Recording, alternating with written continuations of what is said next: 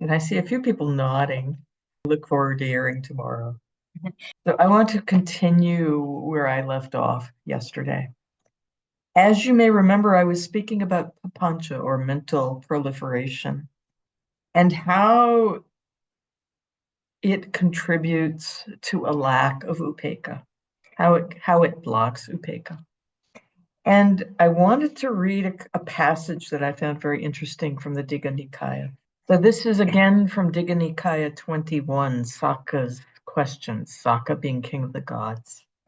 And this is a wonderful sutta, because you get this image of the Buddha who taught people during the day, and when they were all asleep, he taught the devas and the gods.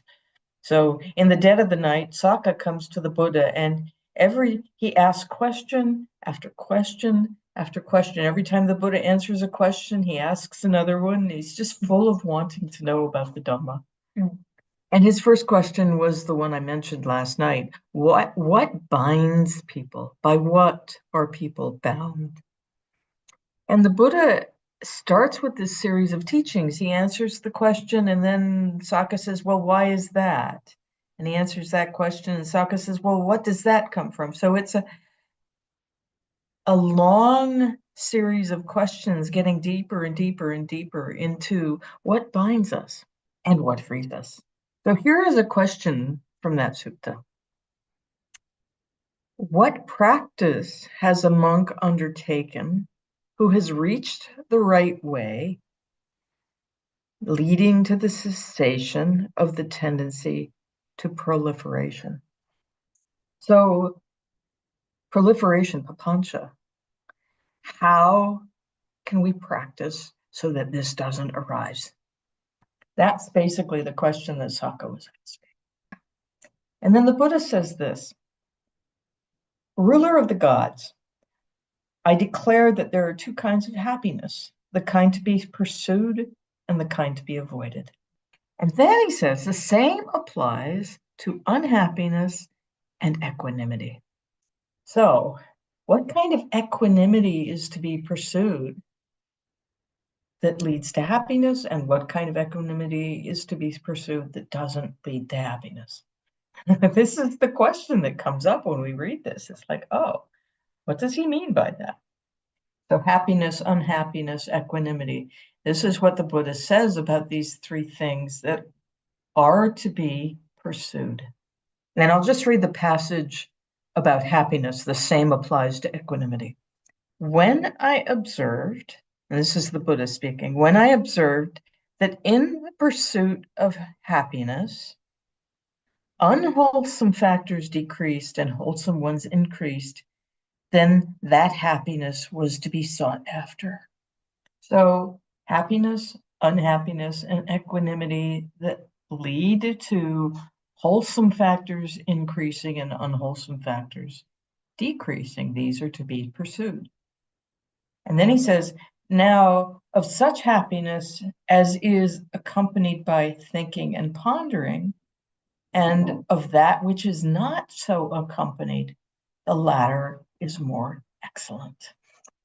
So when this, let's say equanimity, because that's what we're dealing with here, when equanimity leads to wholesomeness, if it's accompanied by a lot of thinking and reflection, that's not as good as the kind that is not accompanied by thinking and reflecting. And then he says, and this ruler of the gods is the practice that monks have undertaken who have reached the right way, leading to the cessation of the tendency to proliferation. In other words, you don't have to. Okay. Yeah. In other words, when you take up this kind of practice, in other words, feeding the wholesome and not thinking very much, that's what leads to the end of papancha. I wanted to dig into this a little bit at this outset tonight, because this has direct application to our practice. So when we are cultivating equanimity, is it leading to ease of mind, or is it leading to suffering? Is it leading to more unwholesome states or fewer unwholesome states? And remember, in this passage, the Buddha is also speaking of difficult states, suffering, unhappy states, leading to more wholesomeness or less wholesomeness. This is one expression of basic right effort. And in the equanimity practice, a lot of unhappy states can arise, a lot of happy states can arise, a lot of equanimity can arise, hopefully will arise. What is that leading to in our experience? All of those difficult, painful states that can arise in the practice can lead to fewer and fewer unwholesome states of mind. Being with,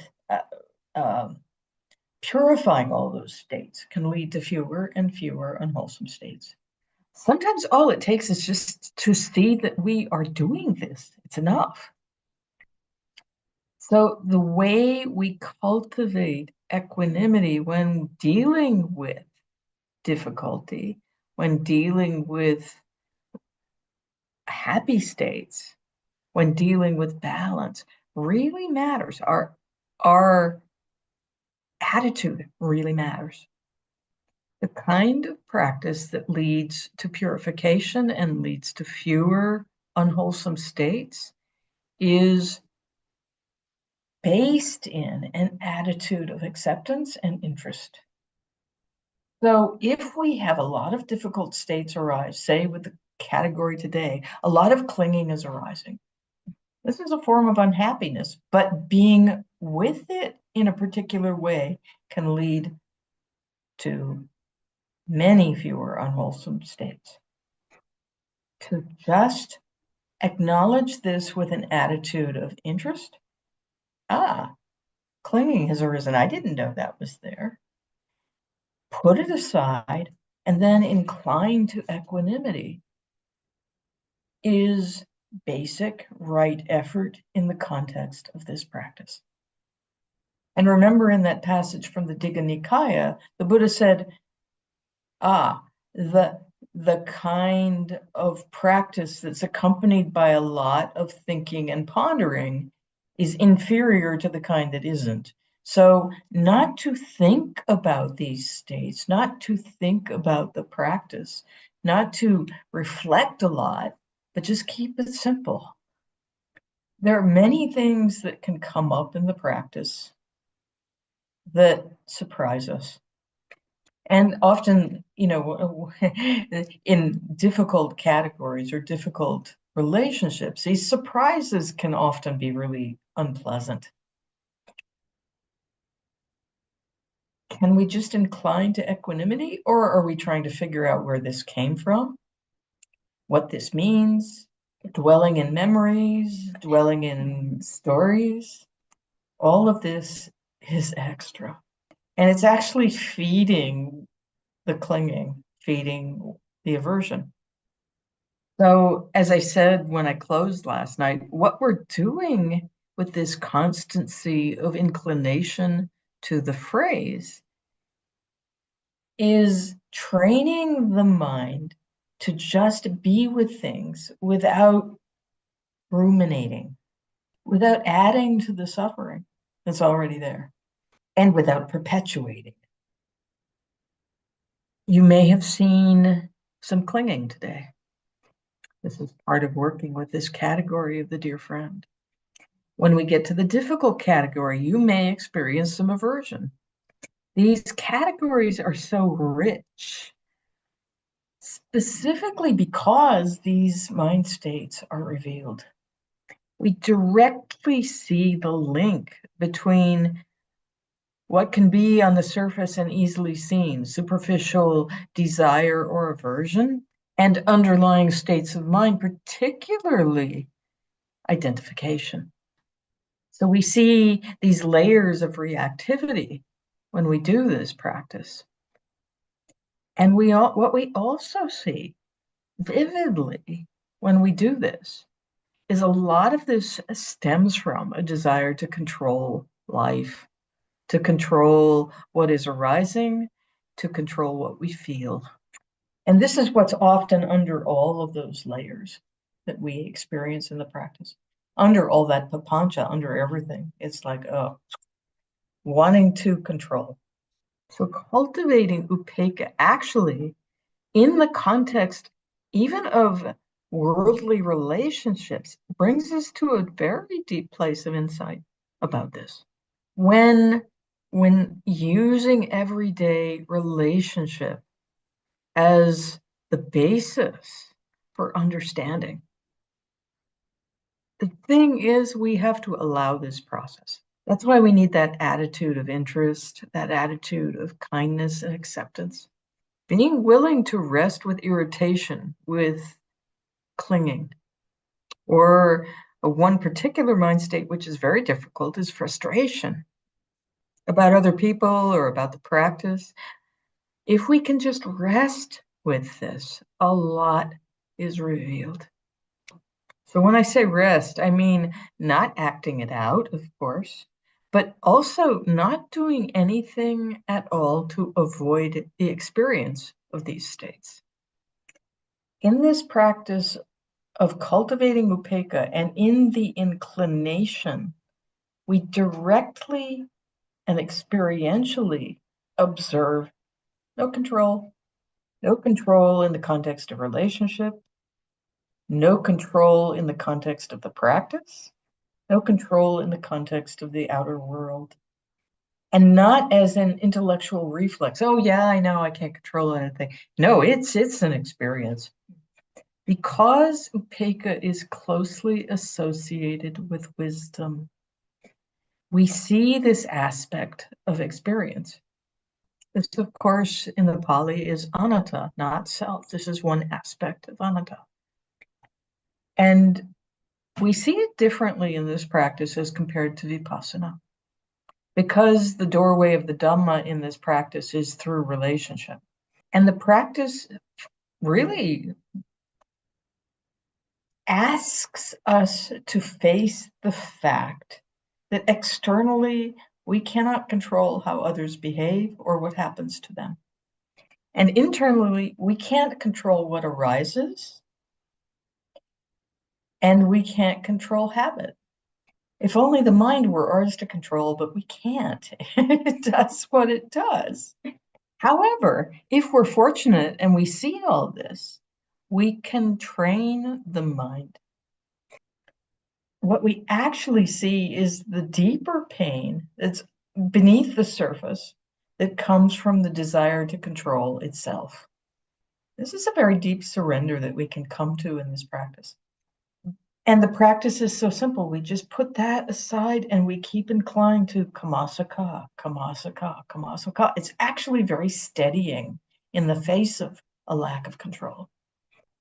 So seeing in our daily experience with people, this link between desire and aversion and the desire for control. So wanting, not wanting, all comes from a desire to control. And we see that so clearly. This is a huge doorway in, but a very challenging. One very practical thing to say about this that helps us navigate through this. We can use the other Brahma Viharas for support.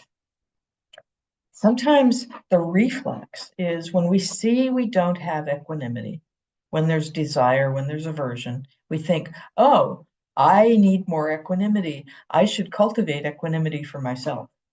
But this is actually a subtle form of struggle. So we see reactivity, we don't want it, we try to cultivate equanimity. Doesn't work. You may have discovered this for yourself. That's why I was saying we have to have compassion for ourselves, have equanimity about the lack of equanimity. The thing to do if you're feeling overwhelmed by something really difficult, whether it be attachment or aversion or some form of reactivity, go to either compassion or metta for yourself, not equanimity. when we do this, what we are doing first is admitting to ourselves, oh, I'm full of aversion or I'm full of attachment. And I wish I could control it, but I can't. That in itself is an act of surrender. And a real honesty. It's like, okay, the mind is full of hindrances, the mind is full of greed. And not trying to fix that, but falling into it with compassion. A very good phrase is a basic metta phrase, but full of compassion. May I be at ease with this. Or may I have balance no matter what, including this. So maybe we have a tendency for anger. Maybe we tend to have a really hot temper and, oh, the mind is just volcanic. Saying to ourselves, kamasaka, kamasaka, kamasaka, trying to get over the anger is only just trying, it's like putting a plug in the throat of a volcano.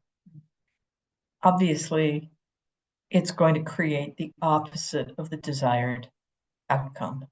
But we can wish, may I be at ease with this deep habit. Obviously, we don't want to act out unwholesome states. But the only way to make them subside is to completely accept the fact that they're there, developing compassion for ourselves because habit. So with habits of clinging, with habits of aversion, do as much metta practice as you need to if they come up quite strongly in the Upekkha practice. Go back to metta for yourself or compassion for yourself for as long as you need to do that. And then when you feel like you've come into balance, consciously stopping the metta practice and going back to the Upekkha practice. Making sure this is conscious and not just sliding back and forth casually. We all have our own journey. We all have our own places of challenge. We all have places in the heart and mind that are being purified, that are challenging. I have mine, Marcella has hers, you have yours. This is universal. This is why we do the practice.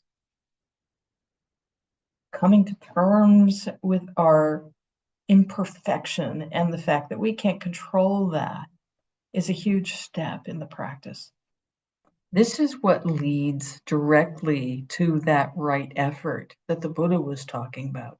So happiness, suffering, equanimity, leading to the reduction in unwholesome states. So the attitude of willingness and curiosity is based in both patience and a really firm honesty. We may not be the spiritual Olympians we wish we were. Oh, well. This is where we are. That's the kind of kind honesty we need. And a willingness then to dive into attachment, aversion, the messiness of no control. So I'm going to stop with that tonight. And thank you for your very kind attention.